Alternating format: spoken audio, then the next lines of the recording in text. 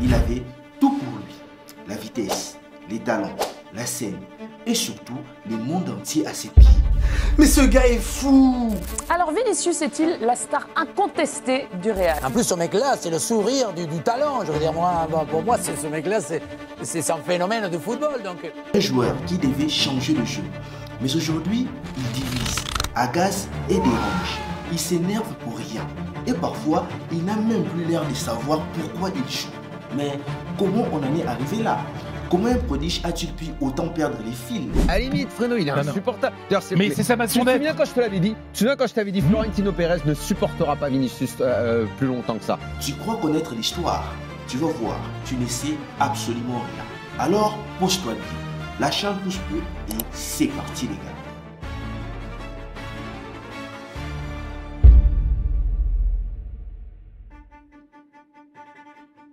Vinicius Junior, sa carrière, ce n'est pas juste un simple CV, c'est un vrai montagne russe émotionnelle. Once again, one of the few lively sparks in this Madrid performance. Tu demandes à quelqu'un ce qu'il pense de lui. 3 réponses possibles. La première, c'est qu'il adore comme joueur, mais qui tolère l'homme. En général, les fans du Real Madrid, ils acceptent les crashs aléatoires parce que le maître les a fait vibrer. La deuxième catégorie, c'est qu'ils les respectent pour son talent, mais qui ne peuvent pas le voir humainement. Trop de cinéma, trop de drama. Et la troisième, c'est qu'ils n'aiment rien chez lui, ni les joueurs, ni la personne. C'est qu'ils vont jusqu'à dire qu'il est moche. Alors, tu comprends pourquoi les Ballons d'Or 2024 a fait tant jasser. Pourquoi certains voulaient surtout qu'il ne les gagne pas. Est-ce que c'est la star du Real aujourd'hui? J'ai l'impression que pas encore. Et pour devenir une star, je pense que Vinicius, tu vois, s'il a ce Ballon d'Or là, ça va donner une incarnation vraiment hors norme et ça peut le faire upgrade. Parce qu'il y a quelques années, personne ne les respectait sur un terrain. Souviens-toi, même son propre coéquipier disait qu'il joue contre eux. En vrai, c'est simple. Vini, tu l'aimes ou tu les détestes. Un jour, c'est un crack mondial. Et le lendemain, ce n'est plus le cas. Mais ce qui est vraiment frappant, c'est que les critiques d'aujourd'hui sont exactement les mêmes qu'à ses débuts, quand il montait à Flamengo. Et même à cette époque, certains disaient qu'il en faisait trop des astuces, trop de solos, pas assez collectif. Même son coach, Carlo Amadeu, lui a mis une tape sur le doigt après un tournoi où il avait explosé les compteurs.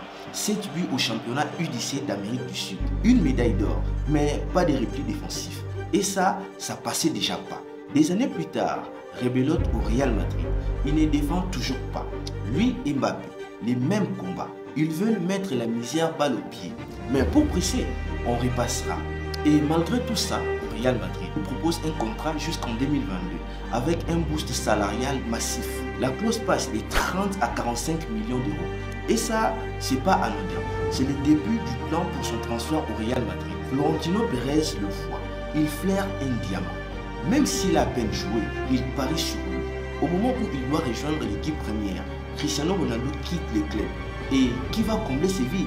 Hasard, sur le papier oui. Mais vu qu'il passait plus de temps à l'infirmerie qu'au terrain, c'est Vini qui devait prendre le relais.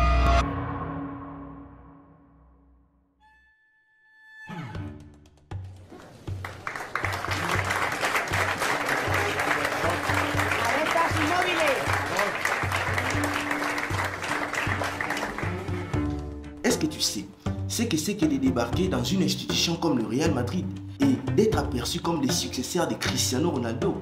Donc, très vite, les projecteurs se sont braqués sur Vinicius Junior. C'était clair, le Real Madrid ne voulait plus juste acheter des stars, il voulait les fabriquer eux-mêmes, repérer les talents avant qu'ils explosent. Et devinez quoi? Vini était censé être le prototype parfait. Techniquement, c'était une bombe, rapide, imprévisible. Mais la vraie question, c'était pas cela. C'était est-ce qu'il va s'adapter? Est-ce qu'il va résister à la pression? Est-ce qu'il peut tenir le poids d'un transfert à 45 millions à 17 ans? Alors qu'au début, il les protège. Il commence avec les Real Madrid Castilla, équipe B. Mais très vite, il va choquer tout le monde. Un doublé contre l'Atlético B, DD. Et là, les médias s'enflamment en disant faites-le jouer en équipe première. Mais Lopetegui, l'entraîneur, joue la sécurité. Il lui donne 12 minutes de jeu en 2 matchs de Liga. Autant dire pas grand chose. Alors, Vini reste avec la réserve. Il enchaîne des dribbles, les stats, les sourires. Mais le Real, lui, enchaîne les galères. Et là, une défaite 5-1 contre le Barça. Lopetegui est viré. Santiago Solari prend le commandes. Mais lui, il prend Vini. Et c'est là que tout bascule.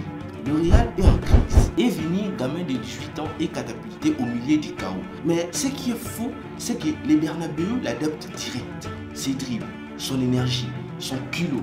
Tu peux l'aimer ou pas, mais ce mec-là n'abandonne jamais. Contre le Barça en Coupe du Roi, il rate des occasions. Mais il est aussi le joueur le plus dangereux du match. Tu vois que c'est lui qui crée les dangers. Lui qui tente, qui court, qui provoque. Et tu sais quoi? Même si la saison s'est terminée plus tôt à cause d'une blessure, il finit avec 3 buts et 12 passes décisives. Pour un gamin lancé dans un Real Madrid déprimé, c'est loin d'être ridicule. Mais le football c'est cruel.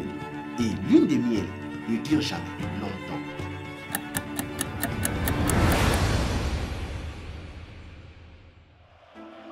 He had the tricks. Yeah. He pulls one out of the bag here.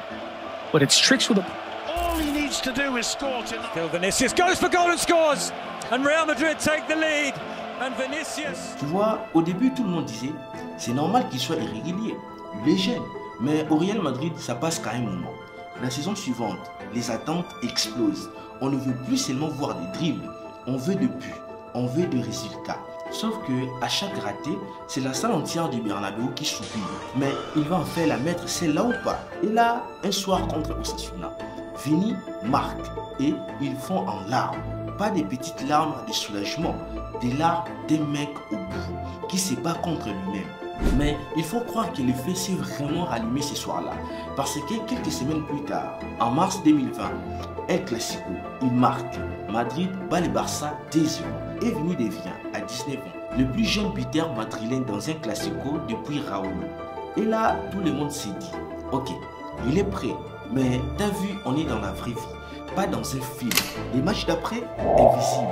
Les matchs d'encore après, encore un mauvais choix. En fait, il était capable du meilleur comme du pire, et parfois dans le même match. Et ce n'est pas tout. Les critiques ne venaient même pas des médias. Non, elles venaient de l'intérieur. Et puis arrive le point bas, le vrai. Ligue des champions 2021 contre Atalanta. Vini s'arrache. Il élimine 1, 2, 3 défenseurs. Il est seul devant le but. Le but est vide. C'est le moment qui devait changer sa carrière. Et il rate. Tous les stades voulaient exploser. À la place, une silence.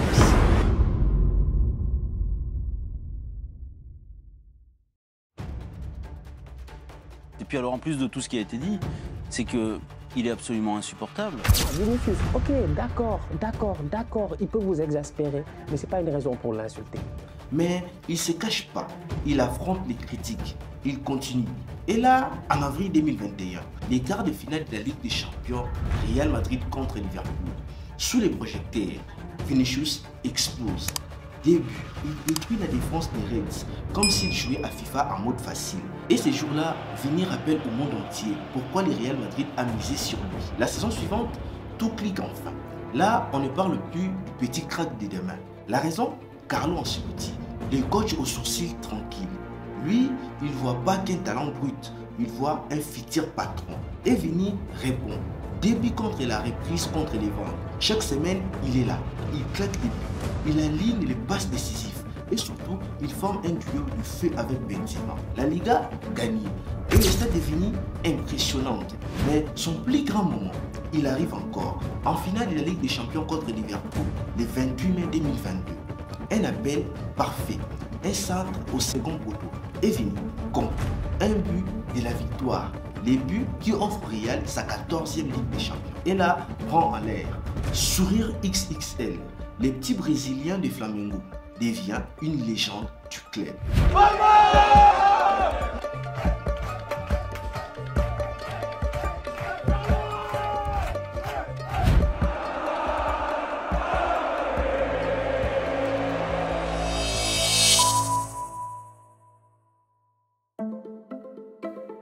Tout allait bien. Vini était au sommet. On disait de lui qu'il était le nouveau star mondial.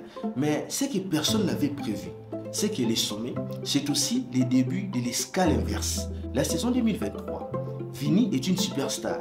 Mais avec la lumière vient l'ombre. Et très vite, les défenseurs des Ligas comprennent les trucs. Tu ne peux pas l'arrêter. Alors, fais-le vriller. Tacle après tacle. Provocation après provocation. Il rentre dans sa tête. Et ça fonctionne. Vini devient le joueur le plus fauté de l'Espagne. Mais il ne recule pas. Il répond. Sur le terrain, il claque 23 buts. Il transforme Walker en cône de chantier. Mais voilà, ce qu'il vit en dehors du terrain est 1000 fois plus sale. En mai 2023, les matchs à Valence. Vini est encore une fois ciblé par des insultes racistes. Il sort du match, mais cette fois, il prend la parole. Le racisme est normal en Liga. La concurrence pense que c'est normal, la fédération aussi et les adversaires l'encouragent. Le championnat qui a appartenu à Ronaldinho, Ronaldo, Cristiano et Messi appartient maintenant aux racistes. Et malgré tout cela, Vini continue. Il reste le joueur le plus dangereux du Real. Même si les clubs ne rapportent pas la Liga, il est décisif en Copa del Rey. Et puis arrive l'été 2023. Karim Benzema s'en va. Fin des cycles. Et là, tout le monde se tourne vers lui. Le message est clair. C'est à toi maintenant, gamin. Et il répond. Il ne fuit pas. Il prend les commandes et il sort la meilleure saison de sa carrière. Plus de 20 buts, des passes décisives en série. Il n'est plus juste un ailier flashy. Il est le moteur du Real. Et surtout, il ne brille pas que par les stats. Il décide les matchs. 8e de finale contre Leipzig. C'est lui qui évite la sortie de route. Contre City, 2 passes décisives. Demi-finale contre le Bayern, un doublé. Finale de la Ligue des Champions, encore un but. Et en Super Coupe d'Espagne, un triplé contre le Barça. En ce moment-là, tout le monde est d'accord. Vini est le favori pour le Ballon d'Or.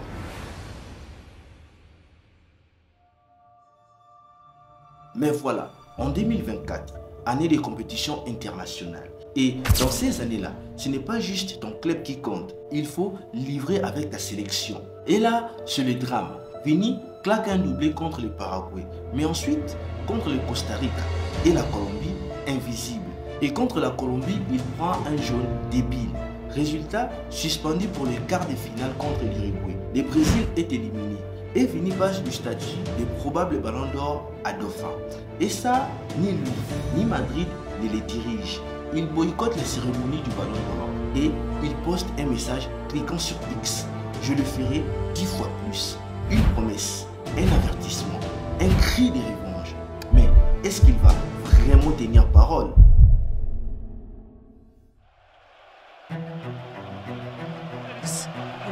For these teams, Vinicius is wide again and he's trying it from long range. What a goal! What a start! What a player!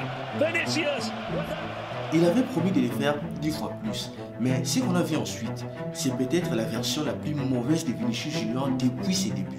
La saison 2025, elle commence bien, mieux que bien. Même Vini survole les débuts de la Liga. Il joue mieux que Mbappé. Le public rêve. Mbappé à gauche, Vini à droite. Un duo injouable. Sur le papier, c'est un cheat code. Mais le foot, ça se joue pas sur FIFA. Il prend une blessure musculaire plus tard. Quand Vini revient, ce n'est plus le même mec. Il tente, il force, il s'énerve. Et dans un match contre Valence, il pète les plombs. Et là, c'est grave. Parce que même Rudiger, les gars le plus feu de la défense, est obligé de les calmer. Et puis, il revient des suspensions. Et tu te dis, ok, c'est maintenant le fameux 10 fois plus. Mais ce qu'on obtient, c'est 10 fois rien les amis. Avec Mbappé sur les terrains, tout le monde s'attendait à une fusion. Des fusées dans la même équipe. Mais en vrai, c'est un embouteillage. Ils veulent la même zone, ils veulent la même position. Et leur attente, c'est un mystère. Soit Mbappé brille, soit Vini, mais jamais les deux en même temps. Tu regardes leur carte thermique, tu as l'impression qu'ils sont en duel plus qu'en dur. Et petit à petit, l'impact de Vini s'efface. Les gars qui portaient les Real sur son dos, il devient un figurant. Parce qu'au lieu de jouer naturellement, il force, il veut marquer, il veut prouver qu'il est meilleur qu'Mbappé. Mais plus il force, plus il se perd. Et là, une question te frappe, n'est-ce pas? Est-ce qu'il essaye juste d'améliorer ses stats pour récupérer les ballons d'or? Peut-être. Mais le problème, c'est qu'en forçant, il n'est plus lui-même. Il ne crée plus, il ne défend plus, il ne presse plus. Et il faut être honnête les amis. Ça a toujours été son souci. Quand Vini joue libre, instinctif, explosif, il est inarrêtable. Mais dès qu'il sort du match mentalement, c'est fini. Même Ancelotti commence à perdre patience. Même Bellingham fronce les sourcils. Tu sens une tension. Parce que c'est ça, le paradoxe Vini. Un joueur capable de changer les destins des matchs à lui tout seul, mais qui passe parfois plus de temps à pleurnicher qu'à crier. Et là, tu es face à une vérité cruelle du football, les amis. Tout peut changer à un claquement de doigts. Un jour, tu es le meilleur joueur du monde. Le lendemain, tu te demandes si tu as encore ta place dans une équipe qui évolue sans toi. Les défis de Vini aujourd'hui, c'est plus de prouver son talent, c'est de s'adapter. Savoir briller avec une autre superstar, trouver comment redevenir influent. S'il arrive, c'est un nouveau chapitre légendaire au Real Madrid. Mais s'il échoue, alors ouais, peut-être il est temps d'apprendre l'arabe, n'est-ce pas? Parce que malgré tout son talent, Vini incarne aussi ce qui cloche aujourd'hui au Real. Et si tu veux comprendre pourquoi la troisième version des Galactiques est en galère, t'as aucune excuse de rater cette vidéo.